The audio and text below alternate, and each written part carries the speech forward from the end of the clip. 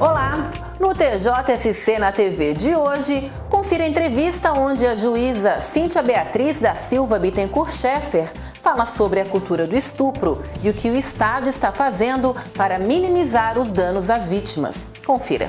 Juíza Cíntia, como podemos definir a chamada cultura do estupro? Bem, esse termo vem sendo utilizado justamente para demonstrar que a vítima, ao invés de ser a própria vítima, ela se torna culpada em razão da maneira como ela se veste, da maneira como ela se porta. Ou seja, dentro de uma sociedade bastante machista, se retira o fato do homem ter agredido, estuprado uma mulher, invertendo a posição em razão da forma como ela se portou. Uma pesquisa recente divulgada pelo Fórum Brasileiro de Segurança Pública afirma que 1 entre cada 3 brasileiros acha que se uma mulher estiver usando roupas provocativas, ela não pode reclamar caso seja estuprada. Isso tem a ver com a cultura machista que existe no Brasil? Sem dúvida nenhuma, porque a partir do momento em que você vai delimitar que tipo de roupa uma mulher tem que utilizar para não ser abusada sexualmente, para não ser vista como um objeto, você está entrando, obviamente, num mundo puramente machista, onde que ele vai definir se aquela forma de se vestir ou se portar é uma forma adequada para a mulher ou não. Enquanto que nós todos, seres humanos, temos a liberdade de nos vestirmos e de nos portarmos da forma que nós quisermos, sem que com isso se provoque qualquer tipo de mudança de comportamento em alguém. A cada 11 minutos, uma mulher é estuprada no Brasil, ou seja, enquanto estamos conversando, uma de nós está passando por essa situação. O que a senhora acha que pode ser feito para tentar se evitar isso? Eu acredito que isso já é uma situação de muito tempo e que só está se tornando pública porque as mulheres começaram a denunciar mais recentemente, sair um pouco daquele âmbito doméstico ou do medo de ser julgadas, da própria vergonha, para poder definir e mostrar que isso não poderia mais voltar a acontecer nem com elas e nem com outras mulheres. Então, como se tornou, os números começaram a mostrar que a situação é alarmante, se começou a falar no assunto, se começou a tentar mostrar à sociedade que alguma coisa está errada, que nós precisamos mudar, que há necessidade de se impor um respeito em relação a todas as pessoas. Porque isso se vê na prática com muita frequência. Para quem trabalha no crime, isso é uma realidade, infelizmente, que se encontra a cada semana que nós enfrentamos julgamentos. Existem políticas públicas hoje para tentar se evitar esse tipo de violência contra a mulher? Infelizmente, a gente ainda está começando, a gente está pensando, está numa fase muito inicial a respeito deste assunto. O poder público ainda não criou mecanismos para atender as vítimas da forma como elas deveriam ser atendidas. Então, hoje você sofre, e ainda tenho impressão que os números são muito maiores do que esse, ainda há uma subnotificação, em razão de que há sim um julgamento por parte de toda a sociedade, inclusive a mulher, quando vai à delegacia prestar o queixa do que ocorreu, fazer o seu boletim de ocorrência. Então, isso até impede que muitas mulheres procurem o poder público porque não querem se expor. E quando, na realidade, são vítimas e precisariam de um tratamento específico. Além de se punir o agressor, olhar para elas ao trauma que isso vai gerar na vida de cada uma. Dizem que a violência contra a mulher começa já na infância. A senhora concorda com essa afirmação? Eu acredito que a violência familiar, não só com a mulher, mas com o homem também, ela começa assim na infância. Os pais, naquela ânsia de tentarem educar, de tentarem fazer com que os filhos sejam da forma como eles querem que sejam, eles praticam violências que acabam levando o indivíduo a provocar isso no futuro. Não é? Também na escola, também em todos os ambientes em que se vive. A violência ainda permeia a nossa sociedade. Muitas pessoas, no afã de querer justificar o estupro, acabam dizendo que se trata de uma doença, como seria o caso da pedofilia. Mas perante a justiça, como é que isso é tratado? para o direito, o abuso sexual, ele, mesmo a pedofilia, que pode ter esse viés assim, de cunho de saúde mental, e ingressar nas parafilias, mesmo assim, para nós isso não tem uma relevância, porque todas as pessoas, muito embora possam ter esse desvio, possam ter qualquer tipo de insanidade em relação a essa situação, para nós no direito eles são imputáveis, eles sabem o que estão fazendo, eles têm capacidade de entender o que está sendo feito e o caráter criminoso daquela conduta. Então, pouco nos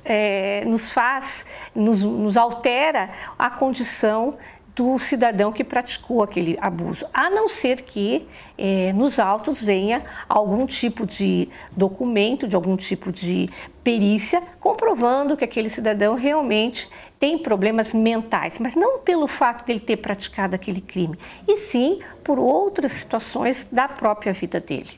E já que estamos falando de infância, 93% dos estupradores de crianças e adolescentes de até 13 anos são homens e geralmente conhecem as vítimas. A senhora acha que isso tem a ver com aquele pensamento de que mulheres e crianças ainda são propriedade dos homens?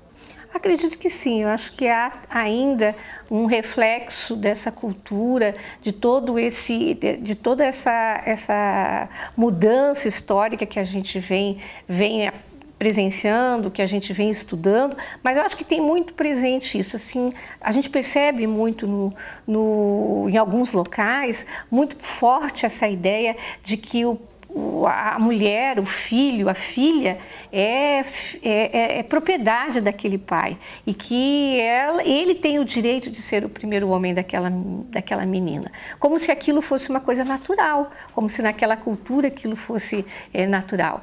E realmente não se pode negar que a grande quantidade de abusos sexuais ocorrem com pessoas que são próximas à vítima, principalmente quando envolve criança e adolescente. Porque normalmente o que se vê é aquela pessoa que primeiro acaba atraindo a vítima pela confiança, pelo carinho, pelo afeto, depois começa a oferecer presentes e logo em seguida alcança aquilo que efetivamente estava querendo. O caso da adolescente que foi estuprada por mais de 30 homens no Rio de Janeiro acendeu uma luz e parece que todo mundo começou a se preocupar com o assunto. Mas o que a gente pôde ver é que muitas pessoas, inclusive mulheres, achavam que a adolescente deu motivos para que isso acontecesse. Como é que a senhora enxerga o fato de as mulheres também serem machistas?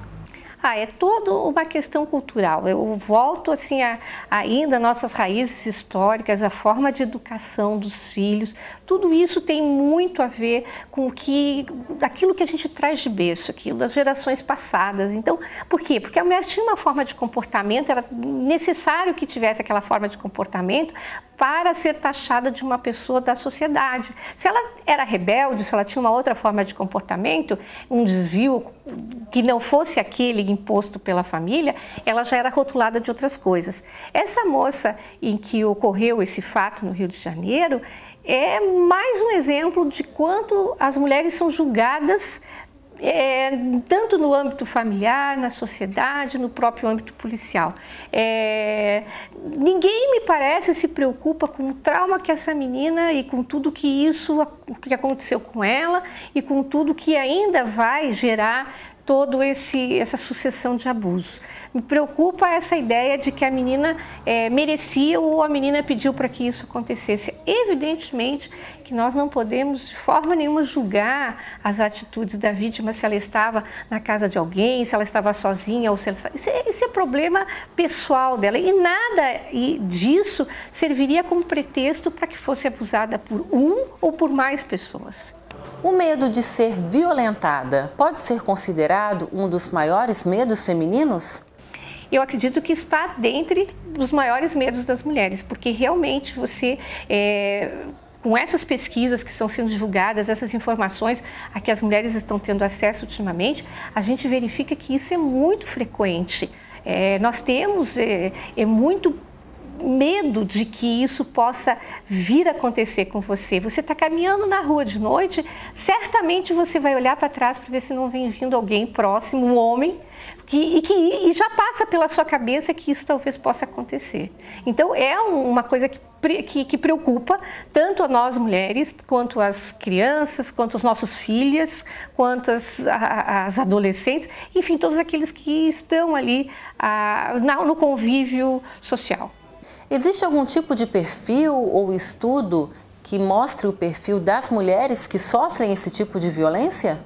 Não vi nenhum estudo ainda que indicasse qualquer tipo que tipo de mulher teria mais chance de ser estuprada ou não. Na realidade, pelo contrário, basta ser mulher, né? Tanto criança como adolescente, como mulher adulta, como mulher madura, como idosa, todas elas não estão livres de sofrer esse tipo de abuso. A senhora é integrante do grupo de monitoramento e fiscalização na condição de coordenadora estadual da Justiça Criminal e Violência Doméstica e Familiar. O que vem sendo feito no Estado em relação a esse tipo de violência contra a mulher? Olha, nós estamos agora trabalhando junto com o Poder Público, junto com a Secretaria de Segurança Pública, para se fazer um protocolo específico que seja utilizado em todas as unidades policiais, da forma como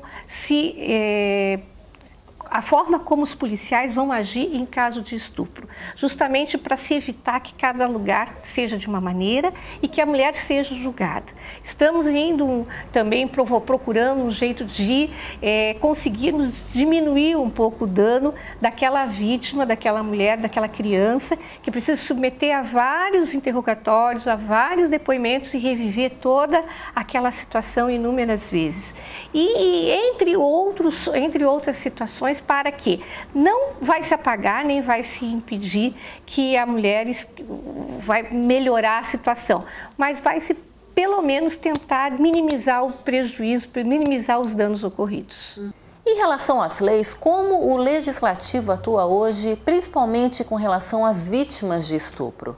Na sua opinião, a senhora acha que elas recebem a acolhida necessária? É necessário que tivesse uma forma diferente de acolher essas vítimas tão logo esse fato acontecesse, que nós tivéssemos também uma forma de, além de acolher, de incentivar que as mulheres, sem ser julgadas, pudessem denunciar o que vem acontecendo para se evitar a subnotificação, para a gente ter uma ideia real do que vem acontecendo no dia a dia em cada cidade.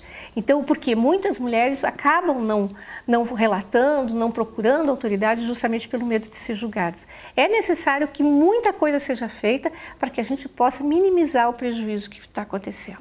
Na opinião da senhora, a publicidade ou os programas de TV, por exemplo, podem ser considerados disseminadores dessa cultura do estupro? Eu não acredito nisso. Eu acho que se nós pensarmos dessa forma, a gente vai estar entendendo que o fato da mulher usar pouca roupa ou se portar de uma forma diferente do que se espera dela, está dando ok para que seja abusada sexualmente. Não significa que você vai ver um programa, uma programação, uma propaganda na televisão em que uma mulher está de biquíni, que isso dá acesso a qualquer mulher que está passando na rua ou que provoca libido nos homens. De forma nenhuma, cada um tem que saber os seus limites, tem que saber lidar com o respeito ao ser humano. Juíza Cíntia, muito obrigada pela sua entrevista e por alguns esclarecimentos relacionados a esse assunto. Obrigada também.